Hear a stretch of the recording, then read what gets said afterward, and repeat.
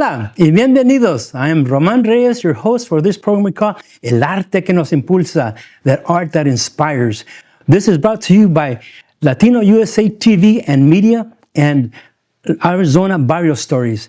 Today we have fantastic legend, an epic artist. He is a muralist, he is an actor, he is a activist, and it just really goes on. But he's best known for his masks. I guess you're wondering who that is. Mm-hmm. I would like for you to introduce yourself. My name is Zarco Guerrero, and we're here at my studio in downtown Mesa. I call it the Toltecali, the house of the wannabe Toltec, because I want to be a Toltec. Fantastic. Well, tell us a little bit about your background. I mean, the thousands of our subscribers want to know a little bit more about you. Yeah. Well, first of all, I'm from Mesa, Arizona, born and raised here. But I was raised by a father who was an artist. He was a portrait artist. My mother was an artist herself. She was a dressmaker, made dresses for flamenco dancers and ballet folklorico. Mm-hmm. So at home, my mother was always making something. Right. And then my father had a studio outside of the house where he was always painting portraits and painting nude models. Oh my goodness! So I was surrounded by all of this creativity, and I don't think I was ever given a chance to choose whether I wanted to be an artist. It was like everybody was like, "Oh, you're going to be an artist, just like your dad." Oh wow! So, they kind of determined my destiny in a sense. I believed everybody, and wow. I followed that advice and became an artist. Well, that's fantastic, because in my situation, everybody said, Roman, don't be an artist because you're going to starve to death. Yeah. And so, well, tell me something. I understand you were a state champion wrestler. Well, that's right. I was, and that stems from peer pressure. Oh my goodness. In the neighborhood I grew up with, there was a lot of guys that were a few older guys than me. They were hard asses. They were. Oh my goodness. They were bullies. They were out of control. But they got into wrestling in high school. So they were all state champs. So when I came in, they forced me to wrestle. Oh my goodness. Because I was from where they were from, right. Same neighborhood and stuff like that. So they kind of mentored me, and all that bullying that I went through paid off in the end. Now, I understand you have some Native American background. Is that correct? My grandmother, his family is from San Juan Capistrano. Mm-hmm. The tribe is called Akhashame, and they're also called Huaneños from San Juan Capistrano. And so they were the indigenous people that were colonized. Wow. and were taken off their land and forced to build San Juan Capistrano. Wow. And then, of course, it became Mexico for a couple of 100 years. Right. So the natives kind of assumed this identity as being Mexicanos as well. Right. So that's how our family, we grew up not really close to our Native American roots, because we grew up here in Mesa. So we were far removed from that. But nevertheless, my father and my grandfather insisted that we know about our indigenous heritage and that we don't lose it. Wow. So as you were growing up, what drove you to become an artist? I know you mentioned your father. Well, magic. When I've seen my father draw portraits and paint portraits, and I would just watch him, and the way he would transform a blank piece of paper into a beautiful, accurate image of someone sitting in front of him. To me, that was magic. I wanted that, man. I wanted to be like him. Right, yeah. He wasn't the best father. Wasn't nurturing. Wasn't affectionate. Never really encouraged me to be an artist. But I just hanging around with him. Wow. That influenced me, and I wanted to be like that. But my mother was the one who showed me how to start a project and how to finish it. Right. In making a dress or something. Wow. My father would start a painting, but never finish it. Wow. So I kind of owe both of them some credit in my development. Now, I've followed your career, and tell us a little bit about how you started the mask making, carving. Well, right after high school, I went to Europe because I thought that in order to be an artist, I had to go to New York and Europe. And that's what all artists did. So I did. I went to New York for about a year, studied at the Art Students League, and then went to Europe and visited all the galleries and art museums. While there, I realized how much of modern art was influenced by what they called then primitive art, tribal art. Right. And much of that art was Mesoamerican art. And when I saw that, I realized that, man, modern art is inspired by my roots, my heritage. Wow. And so I came back to the U.S. The civil rights movement was in full blast. The farm workers movement was going full blast.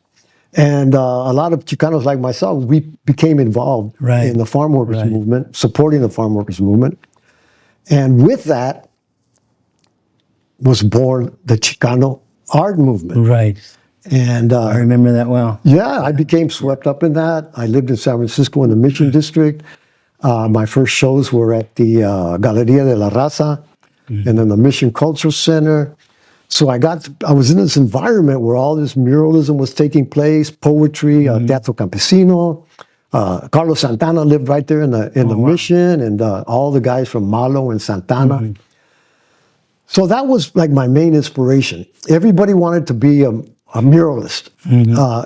And so I wanted to be a muralist too.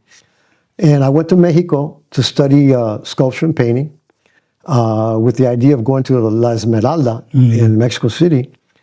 But I became fascinated with the mask art form. Wow. First of all, by the masks I saw in the museo. But then in the indigenous villages, the making of masks, the use of masks. I just became infatuated with the mask art form. And all of a sudden, my life shifted. All of these mentors came into my life and mentored me, encouraged me to explore masks. Wow. So I was already doing sculpture and portraiture, so the mask was natural. Well, naturally, yeah. Wow. Well, that's fantastic. Now, you also went to Japan and to China. Tell us a little bit about that.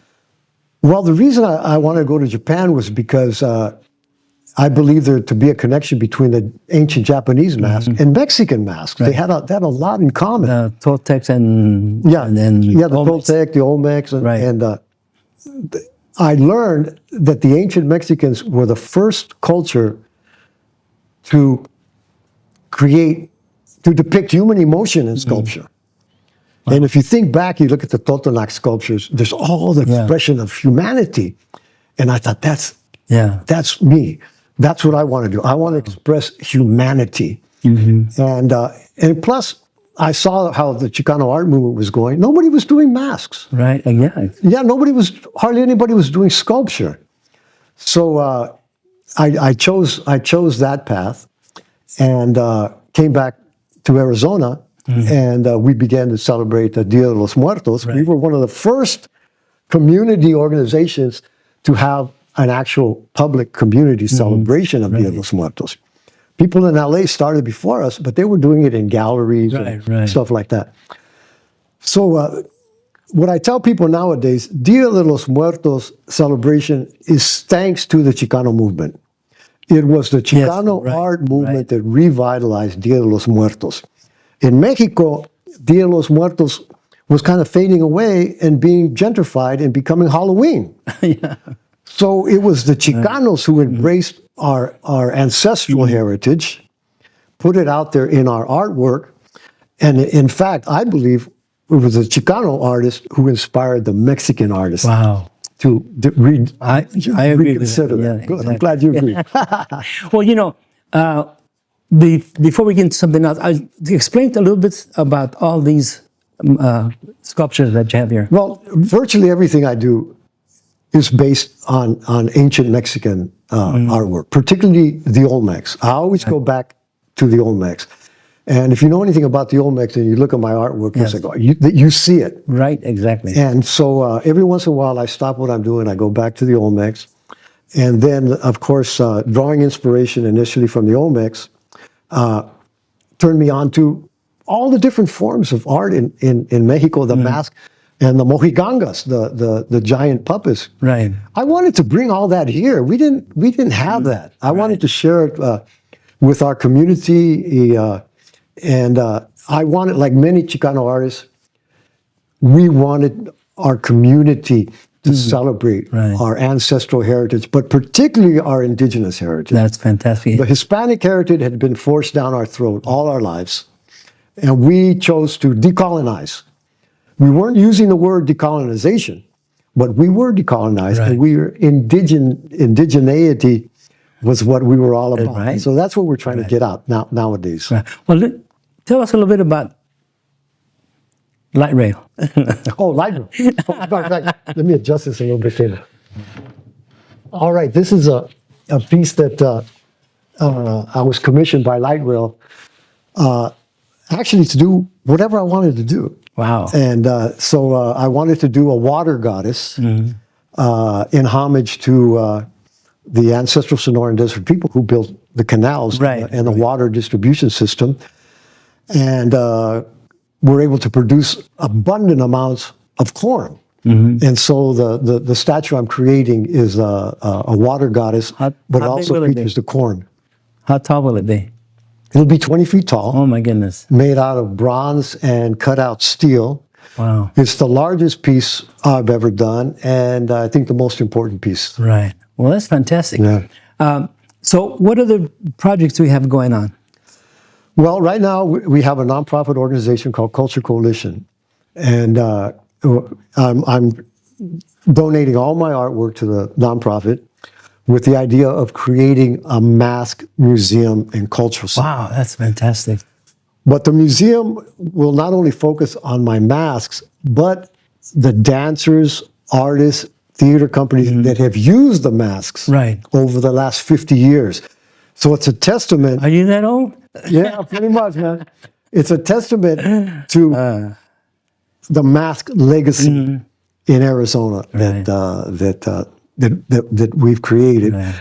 And I must say, I have to mention that the true inspiration behind my mask was the Yaqui Easter ceremonies, where I saw masks made and danced and burned at the end of the ceremony. Yeah. So as I was growing up and traveling and studying art, I always went back to that experience with the Yaquis. And even to this day, I still go every year to the ceremonies. In Guadalupe? In Guadalupe. Yeah, right. Well, you know, we're nearing our end here. And what would you tell an aspiring artist that's coming in and finding themselves? What would you recommend for them? Well, that's a hard one because there's no formula. Exactly. Every artist is different. And plus, times have changed. You know, now there's all this technology, all this exposure through social media. And I know how hard it is for young artists. And a lot of times they ask me, well, how do I do this? How do I pursue this? And I just say, you know, you have to believe in yourself. Right. Even when no one else believes in you. Right, exactly. My father, who was an art teacher and an artist, discouraged me from doing masks. You know, and other teachers that I had said, no, man, you're a good painter. Paint. Yeah. You're a good sculptor. Don't bother with masks. You know, that was the advice I got. Wow. But I loved the mask. Yeah. I wanted to experience a mask. And it's taken me all over the world. Fantastic. Well, you know, as we end this program, your information will be on the screen. But I want to thank everybody because this is a wonderful insight into Zarco Guerrero. Everybody wants to know what he's about, what he's done, and what he's going to do. So once again, thank you very much for watching, and we'll see you next time. Thank you. Right on.